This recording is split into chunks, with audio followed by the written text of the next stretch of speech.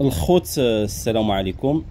اليوم بتاريخ 15/10/2025 واحد الانخفاض مفاجئ ديال الاثمنه ديال الزيتون.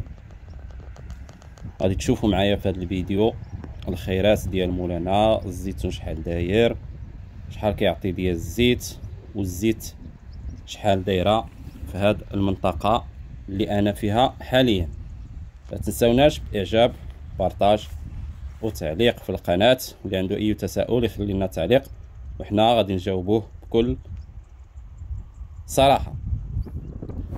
كيف ما قلت لكم اليوم بتاريخ 15/10/2025، ورغم ارتفاع ديال درجات الحرارة، واكيد اللي غادي يتفرج في هذا الفيديو غادي يكون حتى هو كيعاني ولا كيشوف هذا الارتفاع ديال درجة الحرارة، بالخصوص في هذا التوقيت بالذات ديال موسم جني الزيتون. الصورة اللي جبتها لكم اليوم كيف ديما من المناطق الشرقية. هاد المناطق الشرقية اللي بدا عندهم الموسم ديال جني الزيتون بصفة رسمية. الأثمنة عرفات واحد الانخفاض مفاجئ، يعني بزاف ديال الناس كيتسائلوا واش هاد الانخفاض مازال غادي يتواصل ولا غادي يزيد في الارتفاع.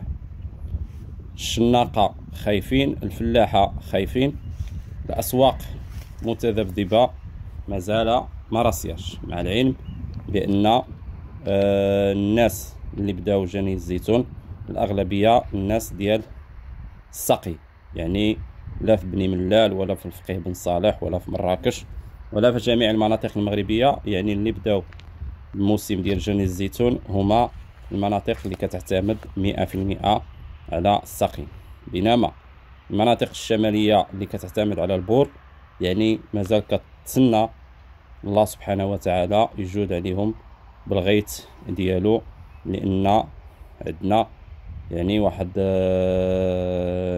استشارة من داك الناس اللي راهم تما كيقولوا لنا بأن الزيتون يعني محتاج الشتاء، بالخصوص في هذه الأيام القليلة الجاية.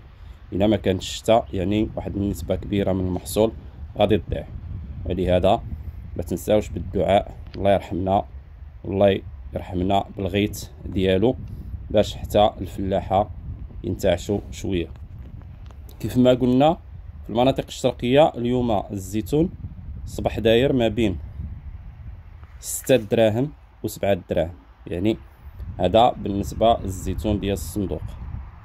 وكيف ما قلنا الأثمنة كتختلف على حسب النوع ديال الزيتون، واش غليظ ولا رقيق، واش حمر واش بيض واش كحل، وعلى حسب كما كنقولوا ولا كيف ما قلنا واش غليظ ولا رقيق. وزيدها على هذا حتى النوعيه ديال الزيتون كما هو معروف في هذه المناطق الشرقيه اللي تعاطوا الاشجار السقي كثيره، كاين عندهم واحد الانواع كثيره ديال الزيتون، كاين ديال الطاليان، كاين ديال الصبنيول، وكاين بطبيعه الحال البلدي. وهذا هو اللي كيخلي الاختلاف في الأثمنة ديال الزيتون. وكيف ما قلنا بالنسبة للثمن كيتراوح ما بين 6 و7 دراهم بالنسبة اللي كيمشي للمعامل، وكاين ما بين 4 و5 و6 دراهم بالنسبة اللي كيمشي للطحين. مشينا لبعض الطاحونات، لقينا بأن الحمد لله الخيرات موجودة، وما بغيناش نصوروا في الطاحونات حيت الأغلبية ولاو كيقول لك لا ما تصورش لاعتبارات خاصة. داكشي علاش ما خديناش فيديوهات، ولكن سولنا الناس تما اللي كيطحنوا.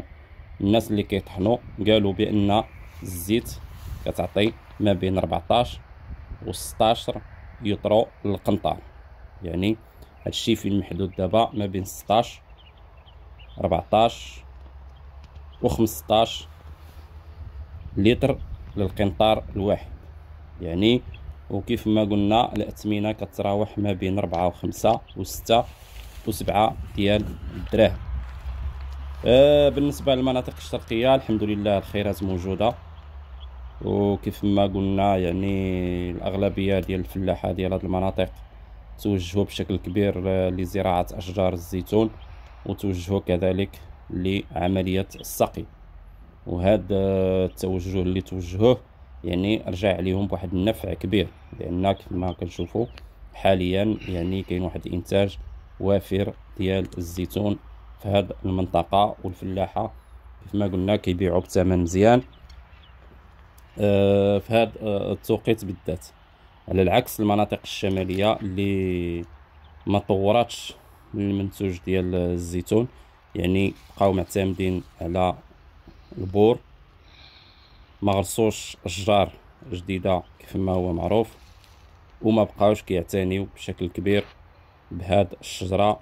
وهذا الشيء بطبيعه الحال راجع لعده عوامل، اما الهجره اللي كانت من القريه للمدينه، واما بسبب الجفاف. وزيد على ذلك هذا الجيل ديال دابا كيف ما هو معروف يعني ما بقاش باغي يخدم.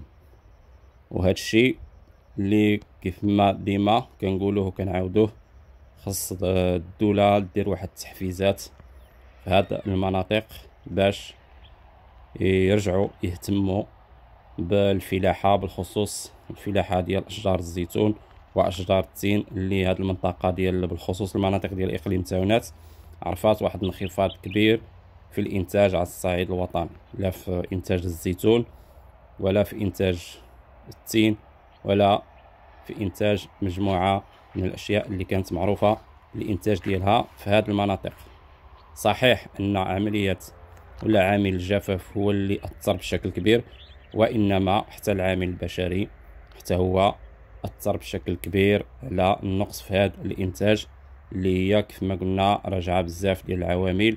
وهذا الجيل ديال دابا كيف ما هو كيقولوا الشيوخ يعني ولاو كيقلبوا على الحاجة اللي هي واجدة. هادشي اللي بغيتكم تشاركوا معنا في هذا الفيديو، بالآراء ديالكم، بالاقتراحات ديالكم في هذا الموضوع.